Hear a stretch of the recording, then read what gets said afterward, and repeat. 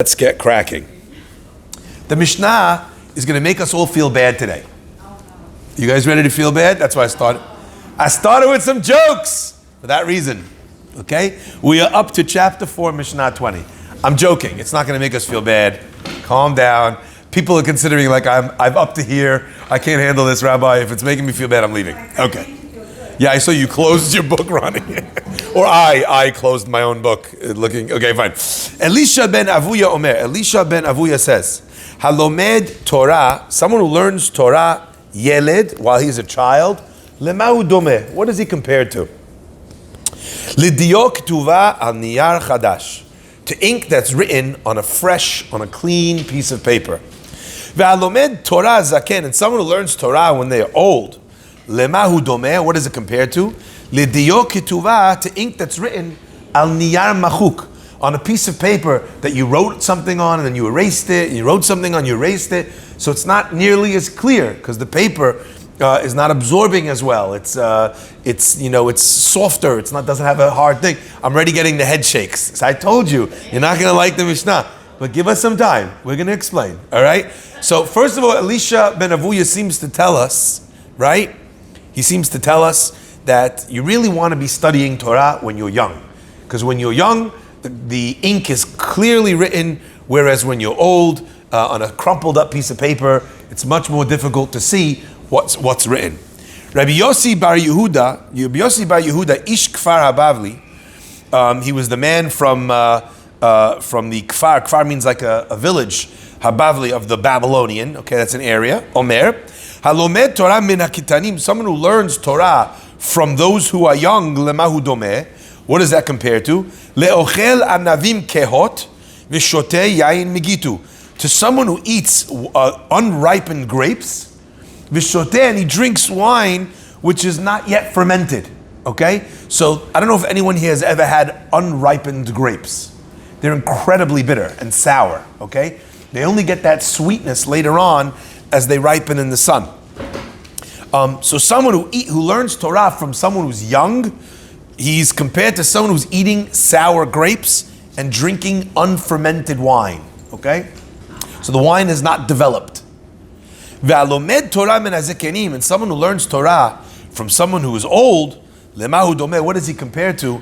Le'ochel anavim b'shulot v'shoteh yain yashan, to someone who eats ripened grapes, delicious grapes, or those grapes that I still cannot believe every time I put them in my mouth. Have you had these cotton candy grapes? Yes, they're like candy. Not normal.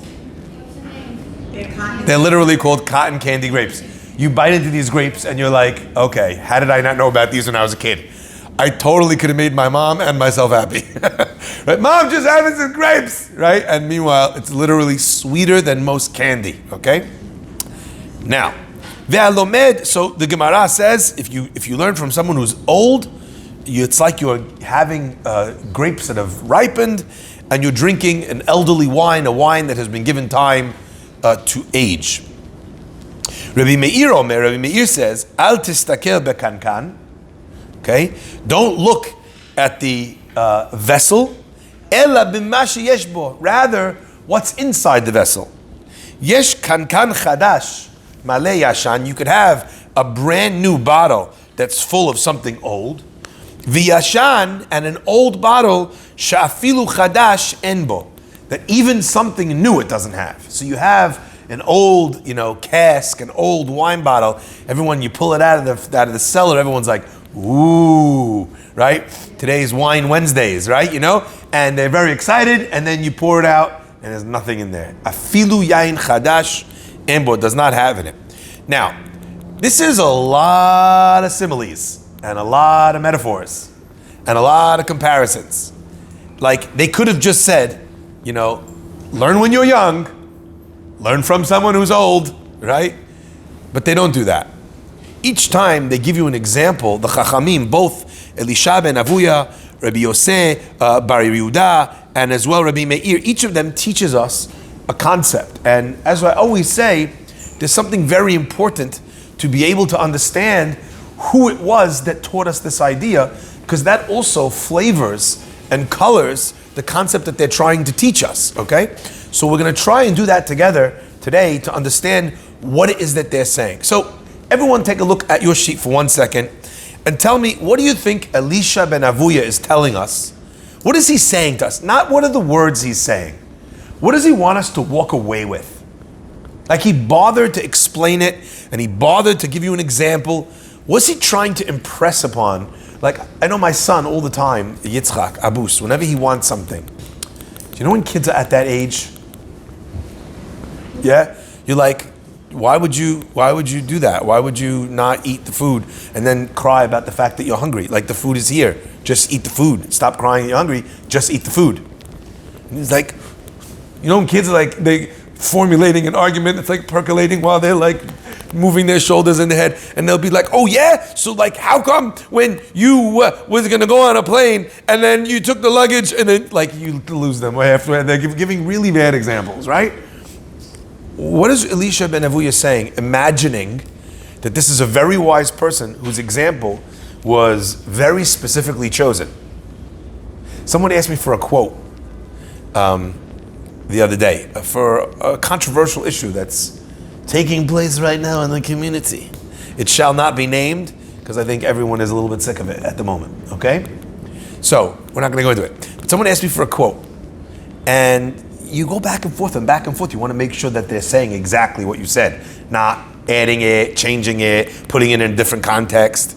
Could you imagine if instead of being in some like whatever, a magazine or some article, like they told Elisha ben Avuya, so just so you're clear, we're putting your piece in Pirke Abot. It's going to be part of the Mishnah. Like every Jew is going to have to learn what you say. It's not flippant. What do you think he's communicating to us, to each of us?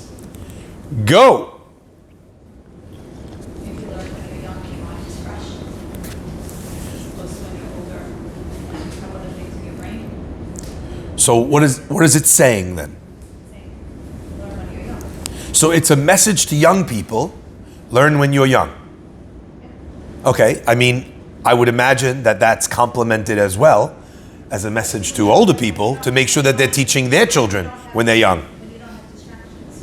Like when your brain is, like when you're young, your brain is open. It's not cluttered with other things.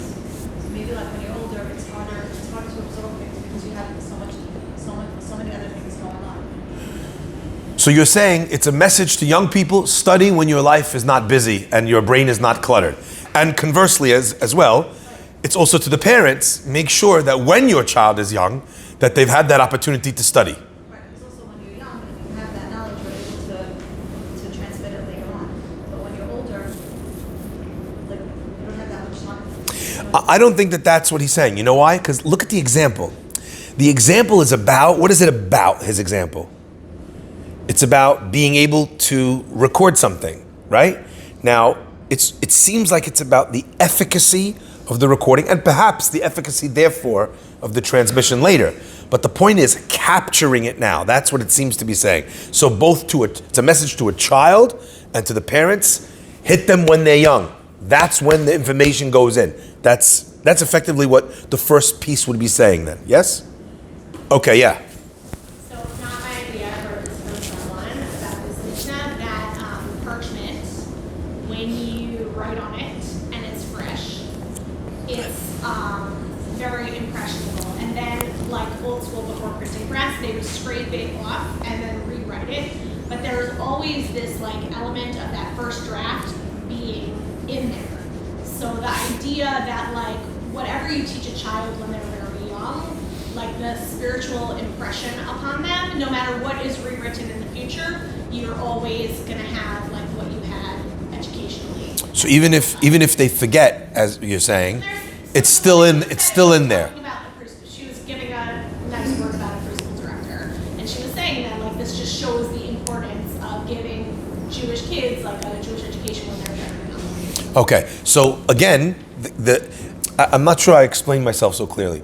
You're explaining to me why this is true. I'm asking, who is this letter addressed to? What's the name on the front of the envelope? It's a marketing for educating young children. So educators, we've talked about kids and we talked about parents, and now we're talking about even preschool directors. Make sure you are teaching the kids when they're kids. So this is a message for education because kids absorb the cleanest, let's use that word for now, when they're young. Yes? Okay. Well, I'm wondering, being kind of a personal experience, so I think when, another metaphor, like when they said when there's a road that is just not, just fresh cement, and then whatever grooves are set there, it's not like the rain, that is what then you know as the information that you know. I know as an older person coming and learning, I'm always trying to remember the order of everything, and then the Jewish calendar, and it's not a given that in my mind, my background is fine, and most of the secular, just like being in the public school system, is not an automatic, and I have to kind of keep learning and saying, yes, of course, this is a cycle, this is the month, this is the timing, where I sometimes come across people who are raised in that environment, and they just know it. So I think it's kind of like what happens, what is a human being's capacity to actually really be able to have it as a more of a constant, like, yeah, that's how it can go to preventive. When you're older, your mind is like in a duality of like, so it's different from us too. You get to see the physical world and then look at the spiritual world. Or the other might be like you see the spiritual and you integrate the physical. I think would be what for me. Okay, so effectively, what are you writing over what? How do you just perceive as a human being? And maybe Hashem created us a certain way, and if I look, if you want to make your kids really get to be this part, this will be a better path. But if you do it this way, it's never too late, and there might be other riches that come because you see things. Like I think your, as again, we discussed this sometimes, your understanding across the board has been so approachable, and we think that you're getting more because you talked about your mother's background, and you talked about the spectrum. So you relate to people in such an incredible way that coming from different places. So I don't think one is better than the other. It's just that's how it's going to go. Okay, so but it seems like the Mishnah is saying one is better. You think so? I think Because it says, writing on this is like writing on a fresh piece of paper, which it retains it more. Writing on the other one, it's like writing ink on a piece of parchment that's been erased many times. It's not as clear. you can work harder to Yes, so in other words, it would require that effort of education plus the effort of inculcation. Okay? Nothing's wrong with it. It just said, the Mishnah seems to be saying one's better. And that's what I said. We got to start with the fact that okay, it seems like some of us are being cut out of this. Like, what if my kids are already older and I'm not young? So this first part of this Mishnah, maybe that's not so relevant. Ronnie, there's for sure going to be more. Don't worry. I'm seeing not only about the age of the child, but about the quality of what is being taught and to whom. So if we take the ages out, so now we're going to take the child out and the adult out, and we're going to take, so like you said, there's an older child already. Does that mean that that's, and they're specifically starting, well, you should learn from someone who's older or wiser, or it's going to be sour. And then it goes down to the kumkum, and it says it's very nice, it's a beautiful kumkum, but what's actually inside? So to me, that feels like we're talking about quality and from whom. Well, you're skipping some steps because in the first one, the input is exactly the same.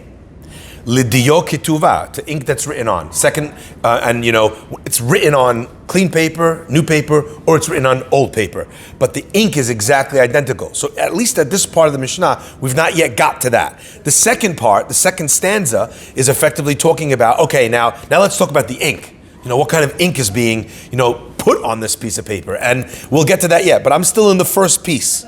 At least in the first piece, we're talking about the receptibility of the child or of the recipient of the knowledge. So maybe age isn't only age. Maybe it's not. First of all, I think 3 or 4. we would all love to feel like that too. I think we agree with you, but is that really stretching the Mishnah? It depends when you follow down the other things. We'll get there, but at least at this stage, in the statement of Elisha ben Avuya, okay, what Elisha's telling us, it seems like that's an age-related thing. He doesn't say, You know, are you young at heart? You know, do you play boggle? I don't know. You know, or are you skiing? You know, it's not asking, you know, your bridge plans at this stage. Yeah? Okay. Or the child that's tainted by other ideas. For me, that's what it means. For the child that's its mind has been tainted by other ideas. Okay, so I love the disparity of these two comments on opposite sides of the room and on opposite sides of perspective. Because Tanaz and Rani are saying very similar things. Rani's saying it's writing on top of writing, and you're defining that writing as tainted. And I knew as you said it, I was going to look at Rani, and Rani was going to be like, tainted. And I looked, and Rani was saying, tainted. This Rani. Gila, sorry. That's what I meant. Gila, right? Now, no, the other stuff, the secular understanding. Okay, now, I want to deal with this because I think that there's so much here to unpack, all right? The first thing that I want to deal with is, first, this is how you're supposed to study Torah. First, you see what's being said. Before we're trying to like put in a really nice piece of wisdom that we thought of and be like, oh yeah, the Mishnah, this is what it means. Because I was thinking the other day, you know, it's not about you shoving your stuff into the Mishnah. It's about seeing what is the Mishnah saying. And the more rigorous and the more exacting we are with the example, the words of the Mishnah, the more true is the message that comes out of it. So I was in Brisk, and oh my gosh, they would beat you up. Like, if there was any deviation from the logic of the text or from the example of the text, right? But do you see, like I kind of did to you, Ronnie, right? You talked about the input, and I said that's not what the Mishnah says, that the ink is the same. So putting the same identical ink on two different receptacles, one a fresh piece of paper, one a used piece of paper, yields different results. The interesting thing is, I feel like she's already got this. It doesn't say which one's better. The implication, is that what you were thinking? Is that what you're thinking? No. It doesn't say which one's better. She had a big smile on her face. I was assuming it wasn't that, I was just getting to the point. But, you know, it doesn't say which one is better. It just says that one is a clean piece of paper and one is a used piece of paper. Both are necessary because Wait. You see what I mean when I'm talking about the rigor? Let's focus on what it says and what it doesn't say. And we're not going to say what we think. It's not, is it, isn't it, is it better, is it not better? It's what is he saying? And then we can argue about whether we agree with what he's saying or not. What he's saying is a clean piece of paper. You're writing, a young child is like writing on a clean piece of paper. And an older person is not like writing on a clean piece of paper. It's like writing on a piece of paper that's erased. Now, can I ask you a question? Has anyone here thought for a second about niyar machuk, about what a erased piece of paper feels like on the inside? No, what a erased piece of paper is. Just from a scientific point of view for 1 second. The way a piece of paper works, right? The way a piece of paper works is you go to the paper mill, they take the tree, they crush up the wood until eventually it's a pulp. They grind it with water until it's and then they basically effectively roll it out kind of like a dough, like if you could imagine matzah. And at that stage, it's drilled down and flattened until it's the flattest piece of matzah that you can imagine, and that's what the piece of paper is. Okay? On a new piece of paper with no bends, even by the way, if you just do this to the piece of paper and don't write anything on it, and then you reopen it, the paper doesn't take the ink in the same way. Why? Because when you create a piece of paper without bending it and without erasing it, it has a clean surface. So the ink that's written on the surface of that piece of paper sticks out. It's fascinating. It sits on top of the paper. Go to a Torah for a second, okay? Next time you get a chance in a Reform synagogue. And next go to the Torah, and look, you'll see that the letters are written not in the parchment. Where are they written? On the parchment. Crunch up that parchment until you lose the smooth exterior of the parchment or the paper. What happens when it gets used again and again and again? You've taken that surface and made it porous. What happens to the ink then? It sinks into the paper. It's not as clearly read from the outside. It's not as clearly recallable, but it penetrates the paper to a much deeper level. By definition. Is this clear? So you look at the Mishnah and you're like, an ode to the young. No. Who said? It's two different things. One is writing upon a clean piece of paper, and a child, when he learns something, if you ask a religious kid, how many makot were there? 10. What are the makot? Blah, blah, blah, blah. What are the letters of the alphabet? Blah, blah, blah, blah, blah, blah. They can repeat it instantly because the way that it's been written on the brain is where it sits on top of the surface. And it's very easy to read. It's available. The power of recall when you're young is very sharp. As you get older, you kind of have to, it's like you're squeezing. It's like to get the ink out of the paper or the parchment, you're squeezing the parchment and then that's what releases the ink that's inside. However, it penetrates deeper. Let's take a look at how God chose to give us the only writing He has ever given us. So if, as an example, you went onto a website and you wanted to have God's signature, you could not have that. There's only one time that God ever gave writing to the people of this world. When was that? By the Luchot. And how did God give the Luchot? Great. You can see it through both sides. God wrote on the Luchot, not on them, through them. It's even more than the person who learns in the old age. It's written straight through from side to side. There's no part of the parchment that hasn't absorbed the ink. She's so proud of herself right now. That's fantastic. You deserve it. You got it. I like it. To read it the same way, both ways, but it's not reversed because it went through and then it wants to look at it this way. That's remarkable. So I want to talk for 1 second about that idea, about this concept of the writing that's inside. Now, I kind of feel like certain things feel like they should be better. You know what I mean? Like for a long time, you thought a really beautiful shiny car glinting in the sunlight that was really sharp. Go ask the kids today if they would like their Range Rover. They want it matte. Have you seen these cars that have no shine? People pay tens of thousands of dollars to redo the car. It comes shiny and they're like, nope, scrub it off. Overlay a matte finish to the car. It looks like a garbage bag, right? Yeah.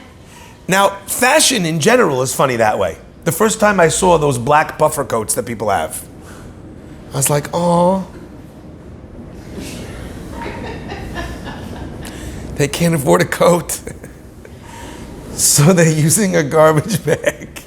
It looks like a garbage bag. We're funny how we're like that. We'll choose something shiny and that we went one way and that we went the other way. People are funny. There's certain things that you feel we all feel should be better.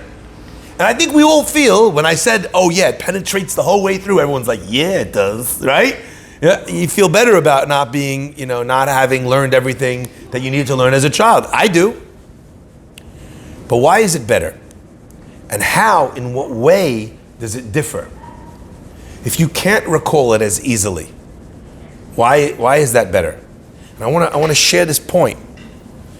That which a child can recall when the letters are written on the surface is the child is recalling words and letters. The kid can repeat, nay, regurgitate the words that have been written upon him or her. What the kid is remembering is words and letters. When an older person learns something, they may not be able to remember. I don't remember exactly how we said it, but the basic gist of it was, you're remembering the impression that the ink of those letters left. Are you hearing this? It's a remarkably different way of having recall. I can't recall what I learned, but I know, and there's a famous line from the poet Maya Angelou. She used to say, in the end, we will not remember the things that people said or the things that people did, but we will remember the way they made us feel. In the end is the learning of an older person. We will figure out what did that make me feel. So I could tell you 1,000 mitzvot in the Torah. Visit the sick, feed the hungry, take free agunot. I could tell you a lot of different things that are big mitzvot, that are beautiful ideas, that are words. But if you did not learn the impression under those letters, then you miss the point completely. And the veneer of your youthful, exuberant recall kind of rings a little bit false and hollow. Is this clear? What is the irony?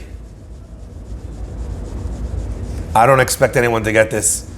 Maybe Leah. Leah sometimes has like random trivia that she whips out. 1 second. I don't expect anyone. What is the irony of who it is that teaches us this idea? Elisha ben Avuya, does that ring any bells? His name is otherwise known as Acher. Why is he called Acher? So at the end of his life, that's kind of putting it kindly. At the end of his life, he becomes an apikoros, a heretic. So this is one of the greatest students, the greatest Talmidei Chachamim. He has students that are unbelievable, that learn from him. We'll meet one of them in just a minute, okay? And at the end of his life, something happens. He sees, at least the Talmud says, he sees a young child whose father asks him, climb up the ladder and bring down those eggs from the bird so that we could do shiluach haken. The kid climbs up the ladder. As he's climbing up the ladder to retrieve the eggs, send away the mother bird, right, which is a mitzvah in the Torah, to send away the mother bird before you take the eggs. And he's listening to his dad, top of the ladder. He falls off the ladder and he dies. And Elisha ben Avuya says, in the Torah it says, if you honor your parents, in the Torah it says, if you should do shiluach haken, lema'an ya'arichun yamecha, in order that you should have lengthy days, that you should live a long life. Here's a guy who's doing both at the same time, and he falls off the ladder and he dies. Elisha says, I'm out. Fascinating. We have a man called Rabbi Akiva who sees one thing and becomes the greatest Torah scholar. And we have one man who is the greatest Torah scholar, sees one thing and becomes a heretic and loses his portion, the Talmud says, in the world to come. Cut off. Acher. What's going on?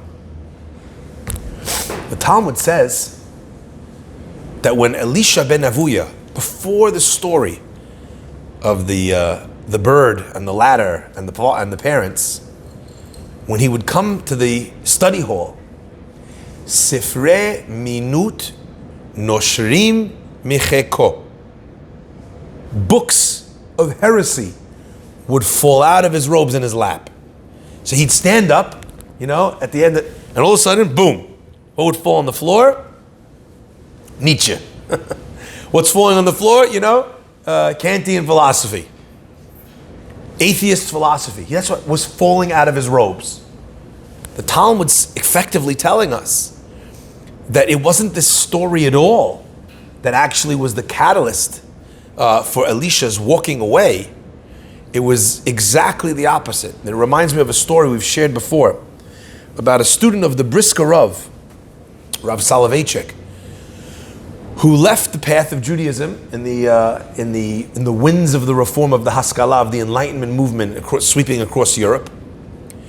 And he met his rabbi years later, and he said to his rabbi, Rabbi, I can't believe it. I used to be so close. I used to love studying Torah with you. And he says to his Rebbe, he says, Rabbi, I had so many questions. I had so many questions.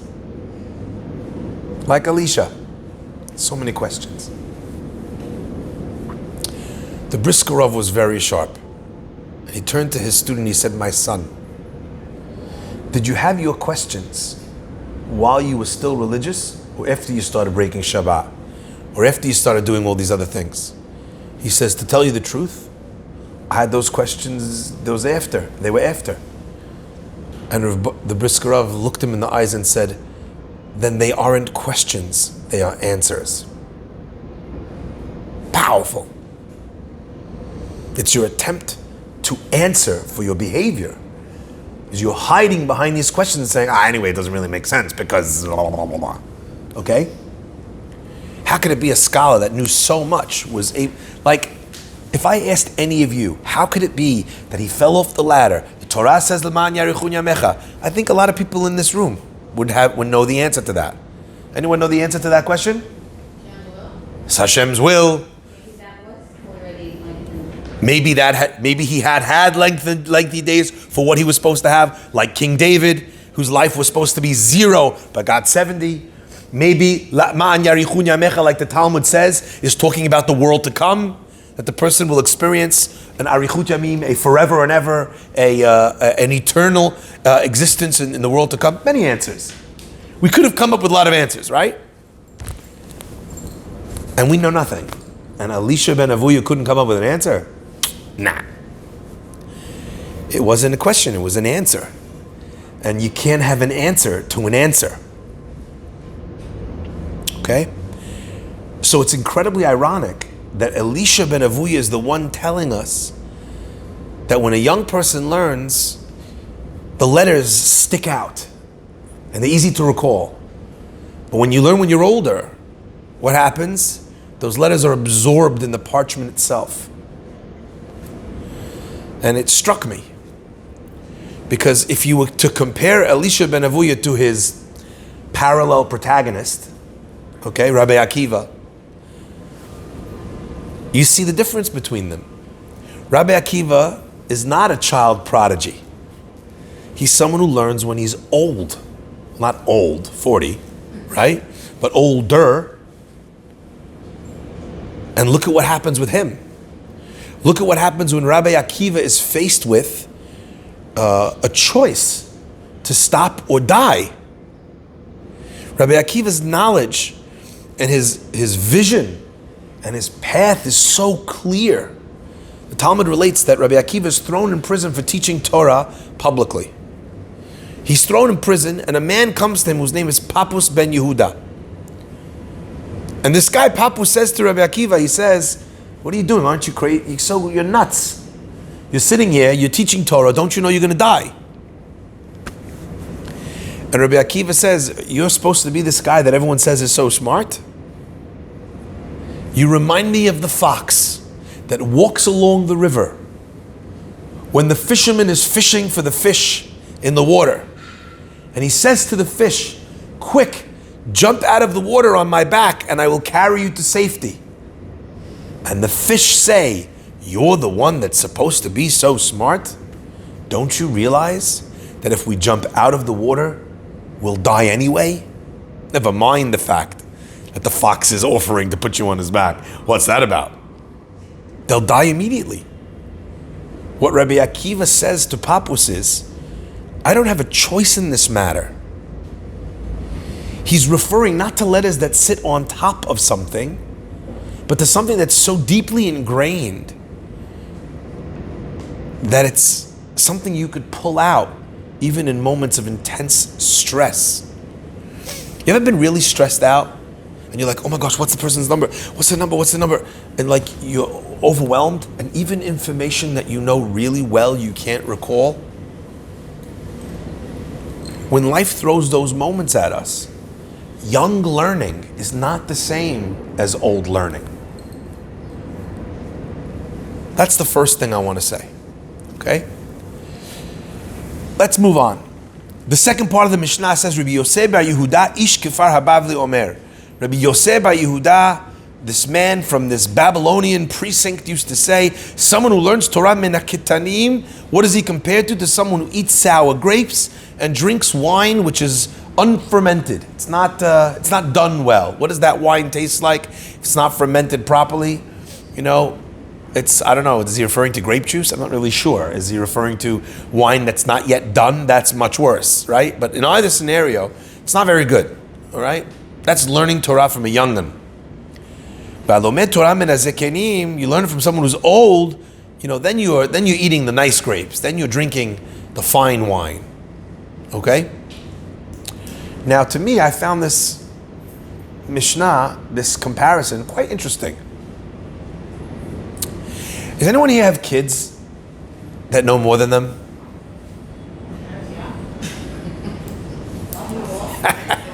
Neither of you are allowed to smile about it. None of you, you're not allowed to smile next to your moms. You're supposed to be like, no, I don't know more than my mom. Right? Right? Why do our kids know more than us? Because the educational system improves. Because maybe we weren't as religious when we were growing up. We send our kids to schools, they have a better chance at education than we ever had, a lot of times. The methodology of education has been refined over the generations till eventually they figure out how to help the kids understand better and better and better, etc., etc. So a lot of times your kid will come home and teach you something. Have you ever learned something from your daughter? Yeah? You ever learned something from Gila or Rani? Yes? You ever learned something from your daughters? Betach. Tanaz? Yes. For a moment. I do. I learn from them. You learn from them. Okay. It doesn't matter what. I can be the smartest one. My mother was Russian, very tough, very strong.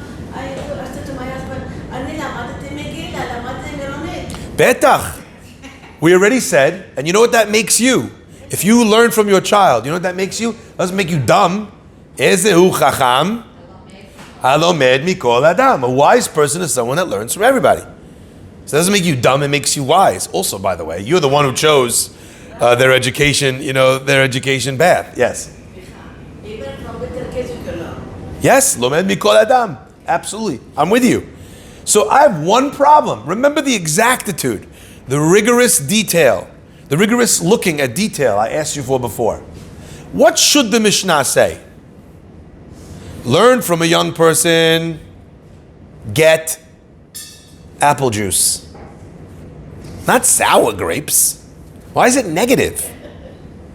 Right? It should be not as good as the other one. So, as an example, you learn from them, it's a $10 bottle of wine. You learn from the elders, it's the cave. Ham me'ara.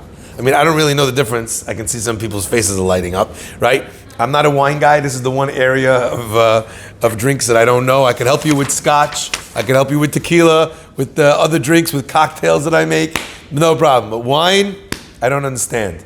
As I always say, if God wanted it to be dry, he wouldn't have made it wet. Either way, point is, okay, so I don't know anything about wine. I'm a Philistine, okay? So I don't know anything about wine.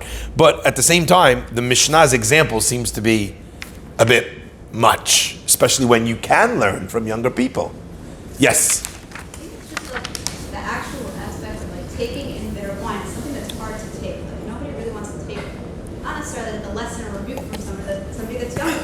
It's just a little bit more painful, less sweet. Like when it's an older person, you're more likely to listen to them. It's a sweeter intake from the knowledge that you're getting. Somebody little, like it's like, oh, they're younger than me. Like what do they have to teach me? It's kind of like a bitter, like, oh, they're teaching me. What do you mean? So you're adding, what she's adding, remind me your first name again? Grace. What Grace is adding is another dimension here. Right? Did everyone hear that? It's not like good and better. It might be good to learn from a young person too, but there's an element which it's not just less than the better stuff. It also hurts a bit to have to learn something from someone that's young.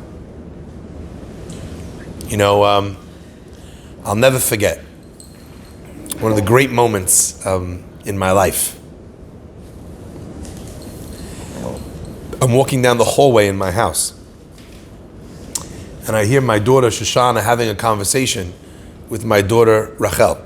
At the time, Shosh was maybe 5, and Rachel was probably 3. And I can hear them chatting together in their room, after bedtime, obviously. And Shoshi says to Rachel, she says, Abba, he's always right. Right? You ever get one of those lines where you're like, yes! Score! You know, slow-mo for the win. And then she continued, and listen what she said, and this is so deep. Right? She said, Abba's always right. Because even when he's wrong, he knows that he's wrong. So he's still right. It's a 5-year-old child. Yeah? So Abba's always right. But at least in the understanding of my 5-year-old daughter, what makes you always right is the ability to recognize that you're wrong. How many times have you seen parents who fight with their kids? And the kid said, why? And the parent will say, when they've run out of any logical explanation, because I said no. I must tell you, whenever you have to pull one of those, because sometimes you got to pull one of those. And you know what? Sometimes, sorry, young'uns, it's the right thing. It's the right thing for the parent to say. Because you know what? I'm the parent. I have to make these decisions. This is the decision I've made. You don't like it. That's okay. But this is the decision I've made. That's okay when that's the situation. But sometimes it's actually not because it's the right decision. It's ego or hubris. And actually the only reason why I'm saying no is because I've already said no. And I can't not say no now. Just because you asked me a really good question. Just because you challenged me. I'm not backing down. So what Grace is pointing out is very powerful. Okay, so that there's a part of Rabbi Yossi Bar Yehuda when he's telling us that if you learn Torah from young people, it's a little bit sour. It's not so nice, but you should still do it. You should push yourself to do it. That's a really interesting interpretation of the Mishnah. I like it. For all of us to take her interpretation is a beautifully ironic expression of the Mishnah that we're learning. So that's great, okay? However, I want to suggest also maybe a little bit of a different approach. And that is, I don't know if anyone knows how you make wine. Do you guys know how you make wine? The old way or the new way? Like the way my grandma. I was not ready for that level follow-up, by the way. It's like the old way or the new way? You know, are you talking about the David method or the, I don't know what you're saying right now. What? Smash the grapes. And then what? And then they have to. You got to get rid of all the sediment, right? And then what? I know this from Hilchot Shabbat, not from making wine. I know this from my grandma. My grandmother used to make, I think, their wine. Okay, so then what happens? You get rid of all the sediment, then what? I think it has to sit. It has to ferment. How does it ferment? This is where I'm going. Certain dark thing. How? But how does it ferment? Sorry? I can't hear you all at the same time. Someone go. Yes, the barrels don't make it ferment though. So there's sugar in the actual grapes.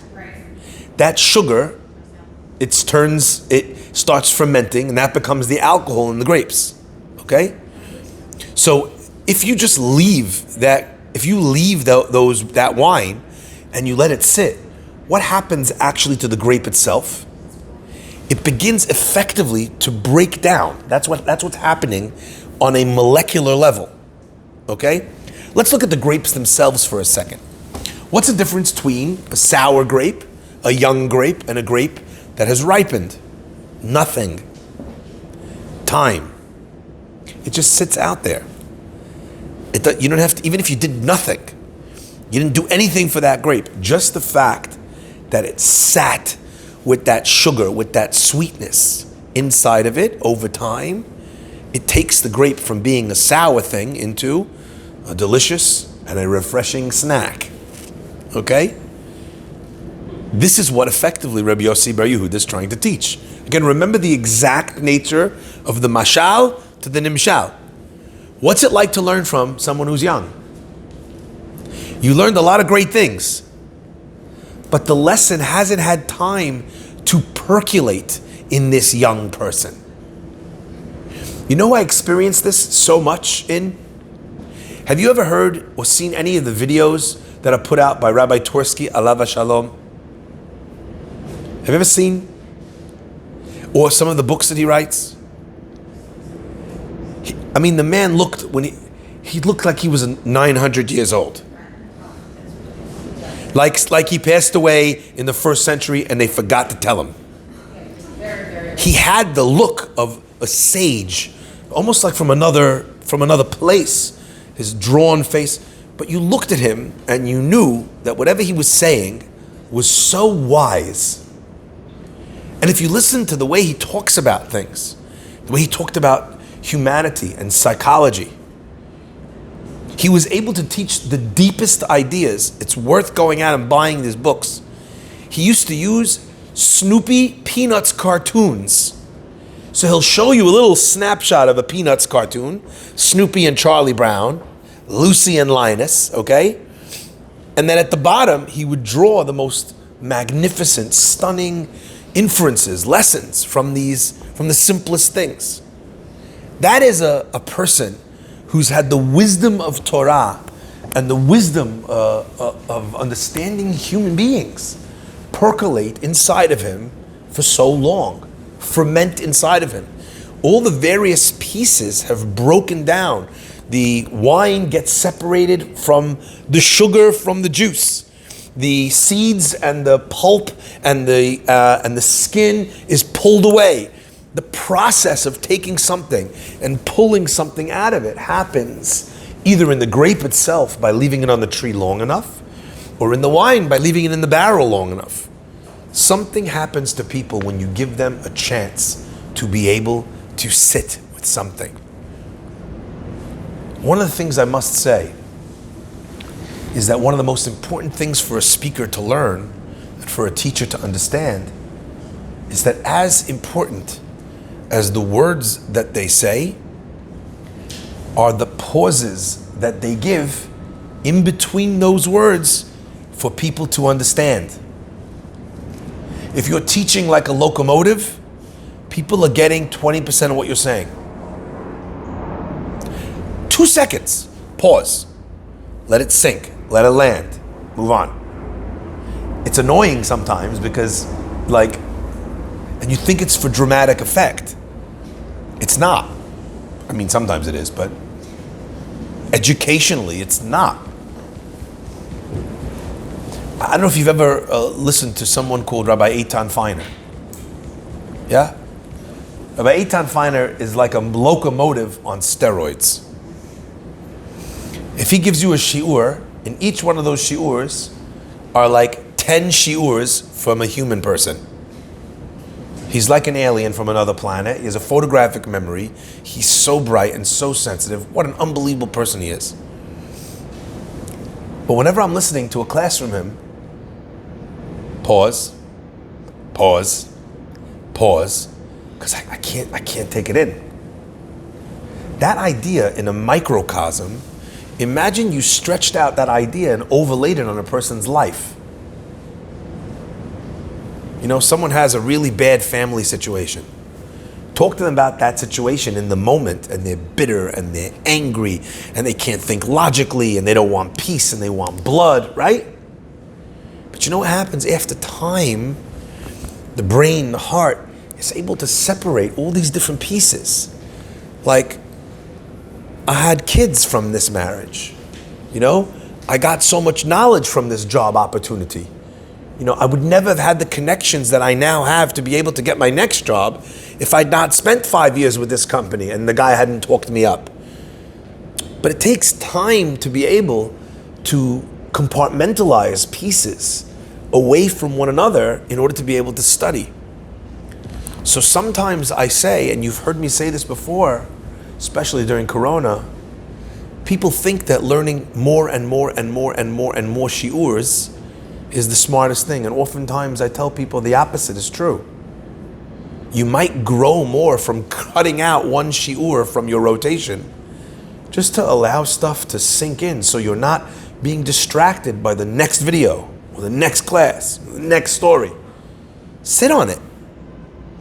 In the Talmud, we used to talk about an idea of a person studying everything that they learn at least 4 times. Do you go over this class 4 times each week? 4 times. And until you've learned it 4 times, not that you haven't studied it and reviewed it, the Talmud says you haven't learned it at all. And the real Torah scholars would study 101 times. Where do we find it? The Talmud says, Eno domeh shoneh pirko. It's not comparable. Someone who's learned his piece, his chapter, mea ve'echad pe'amim, 101 times, to someone who's learned it 100. If the Talmud has to tell you that, that means they were obviously learning things 101 times. Rav Moshe Feinstein one time called one of his grandchildren and said, could you come to my house? I want to make a siyum, I'm making a celebration. I finished Shas. Now, if I finished Shas, that would be a big deal. But Rav Moshe Feinstein finished Shas all the time. And the grandkid's like, again? What, do you want me to come to every time you finish Shas, you want me to come? And Rav Moshe Feinstein said, no, this is a special time. This is me finishing Shas for the 202nd time. And like the Talmud says, it's not comparable to study something 101 times to 100. He went round again. You know when you take the kids to the go-karts, and the guy's like, no, stop. And then he goes around he went round the whole 101 again. He says, that's why it's very important to me that you come this time. Don't worry, I'm not going to bother you every time I finish. I always wondered at what point in his life did that story happen? Like how many more times? Was there a 303 or a 404? Like at what stage? I don't know. So I think this Mishnah is telling us about the importance of holding on to knowledge until it matures enough for us to be able to use it. And suddenly you start tasting very different things. For those of you who do know about wine, and in this way it's similar to whiskey, the people who really know enough to spend some good money on some good wine will tell you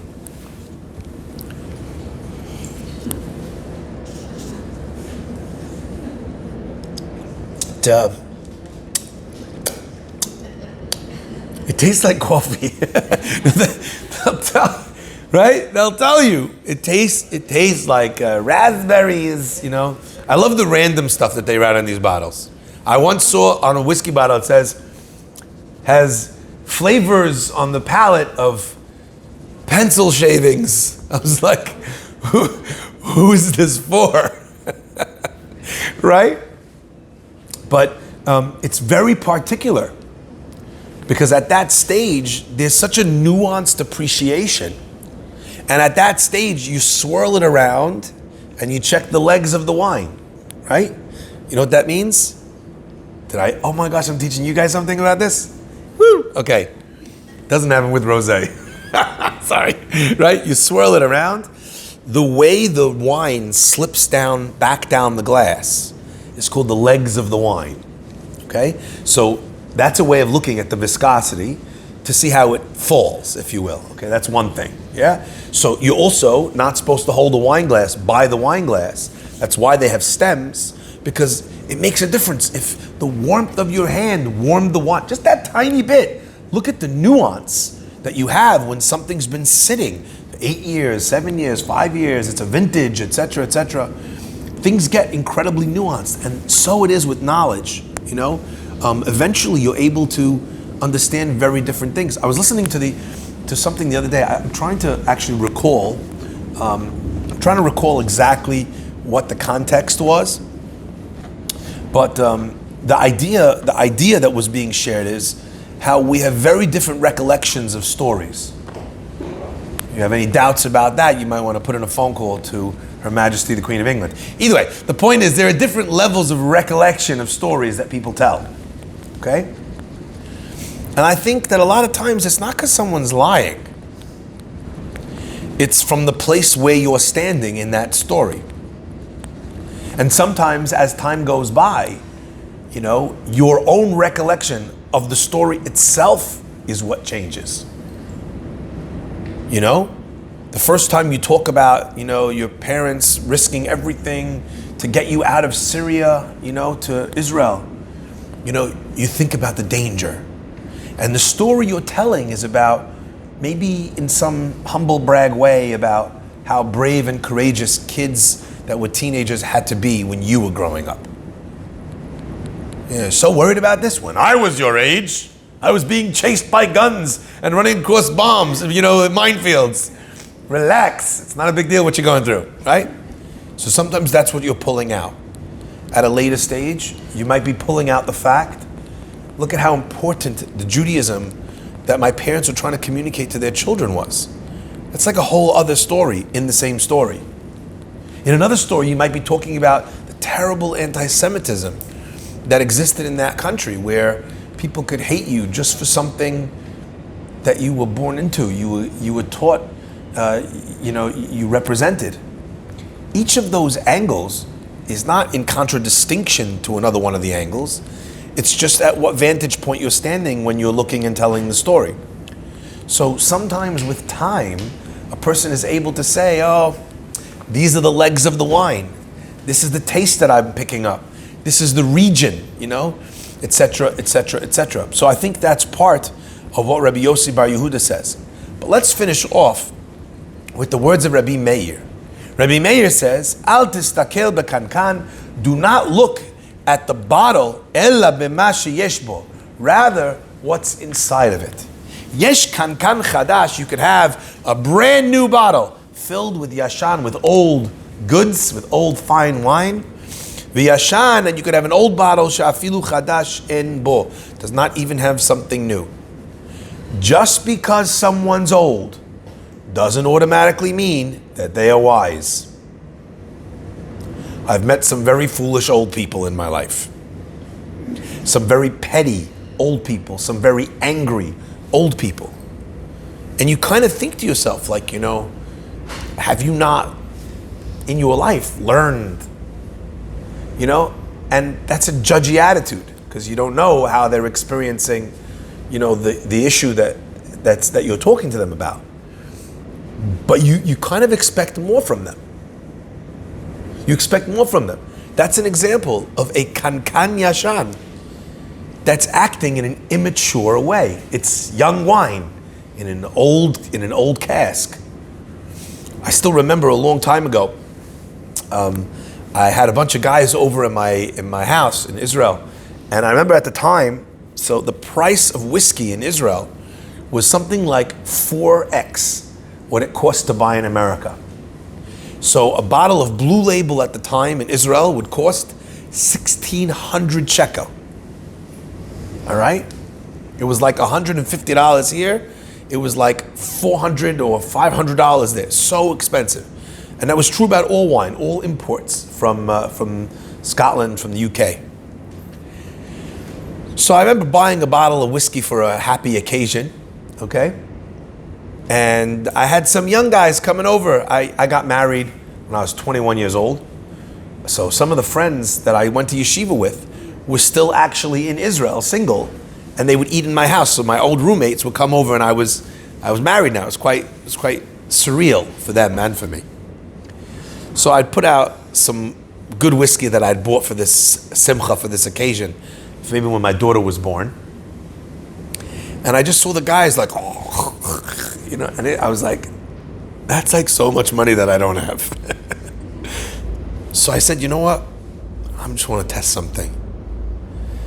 The bottle was finished. They finished the whole bottle, my boys. Oh, this is so good. This is the good stuff. This is amazing. Do you have any more? I was like, I think so.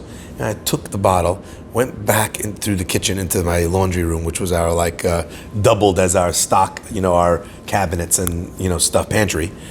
And I pulled out like the cheapest bottle of whiskey that I could find, like crack whiskey, like 12 shekel. Like, you know what I mean? It's like, yes, like if you hold it too close to the wall, it strips the paint. Like that kind, of and I poured it in the bottle, same bottle.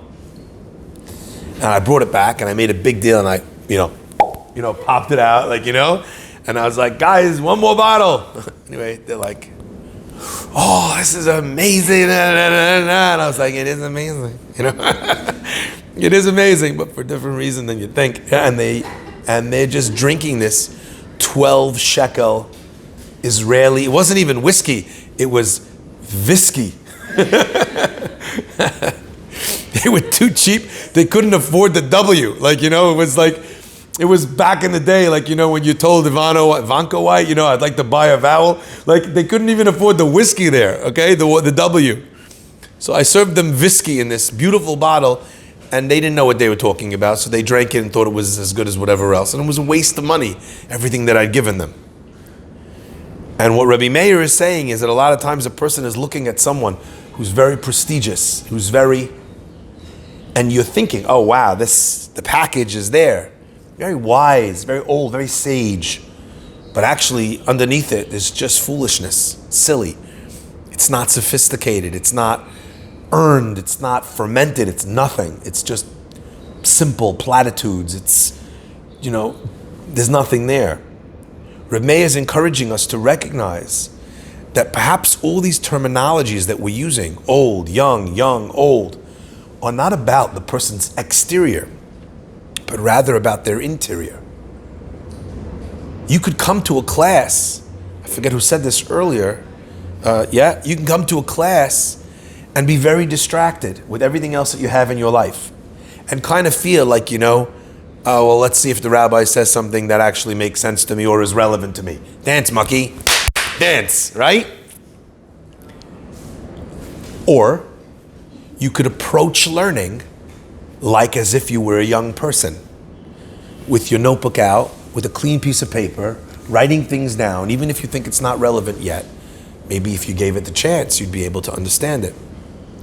I remember once I went somewhere, we were raising money for a very important cause.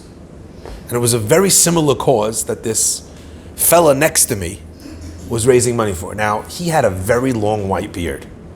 This guy looked like Santas would kill for this guy's, you know, if Santas were murderers, like, I kind of feel that, they would like skin this guy and wear his face. Like big, like dimples in his cheeks, like big eyes, like a fat beard, jolly guy.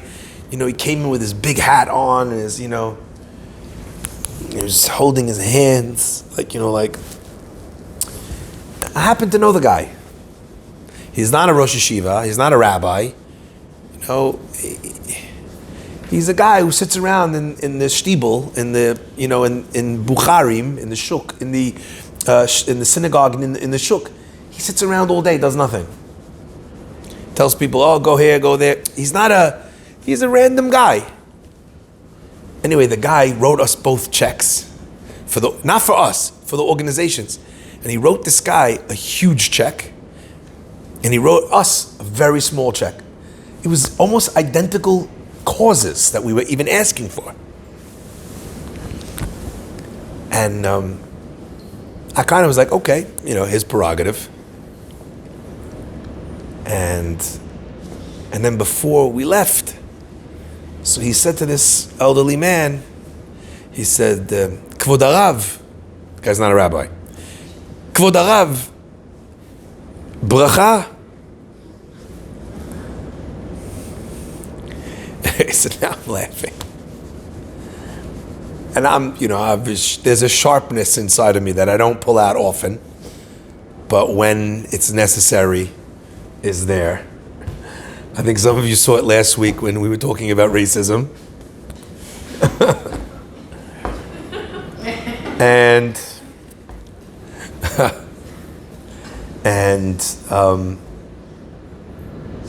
I said to him, thank you so much for the check, it's really nice of you. I said, can you send me the rest later and I'll send you my beard? He's like, what do you mean? So I smiled. I said, you know, sounds like it's the same situation here. I said, and I noticed that. I said, is it that the point? I said, and this is what I said. I said, the people I came to you for are people who need this money to survive. I said, and don't punish them because I'm so young. If I was there now, I wouldn't have said that. It's sharp. But I'd seen these people. I'd seen their homes. I'd seen their fridges. These people had no food to eat. And it hurt to know that this guy, it made no difference to him. But he was judging the people back there based on my face. And this guy, he's no different to me. Not better than him, but what was the decision based on? Is based on a beard? Like, is that how you judge? That. So he started laughing, and we actually became very good friends. And over the years, he called me time and time again. He would say, this is a tzedakah project that was brought to me. He says, tell me, Rabbi, am I paying for a beard? That's our thing now. I pay, and I'll go through the papers and I'll look at it and I'll make some phone calls for him to try and direct the money to the best possible place. Tell me, Rabbi, am I paying for a beard? Rabbi Meir, of all people, is the one that needs to be telling us this lesson. Why? Full circle.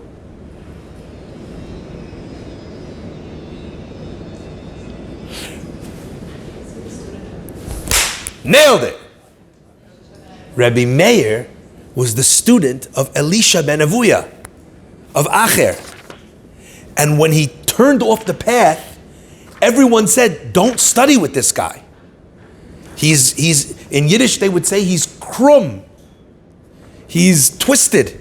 His Judaism is off. He's an atheist.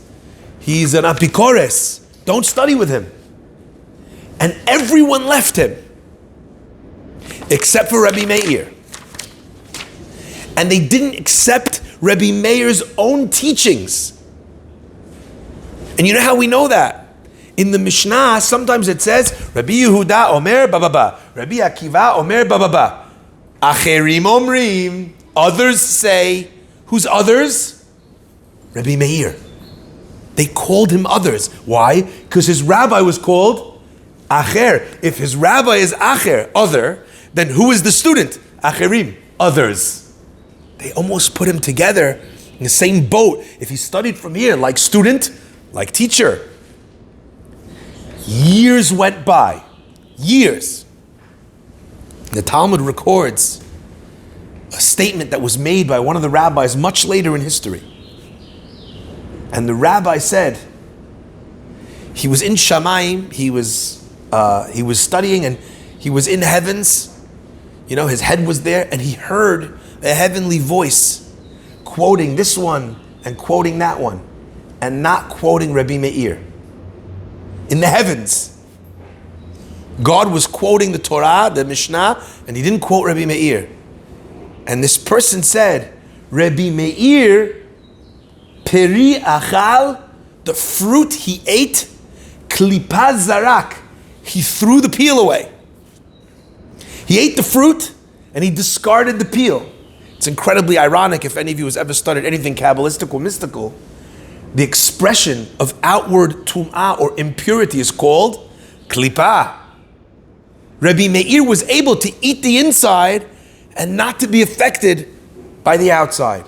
Says the Gemara, from then and on, in the heavens, HaKadosh Baruch Hu would say, Rabbi Eliezer beni kachu omer, Rabbi Eliezer my son, so says he. Rabbi Meir beni, Rabbi Meir my son, so says he. Look at what Rabbi Meir is saying. He's begging you to hear him. Al tistakel bekankan. Don't look at the jar. Don't assume that if someone's old, he's studying old. And don't assume as well, conversely, that if someone is young, who is, you said, not distracted. Our young today are far more distracted than our old. Don't get confused by the outside, by the external shell. Because there's old vessels, afilu chadash, that don't even have new wine in them. So my friends, I think the learning that we come out from this was learn many different things. But I'd wonder if I could ask an elderly person or an old person to study like a young person, but to absorb like an old person.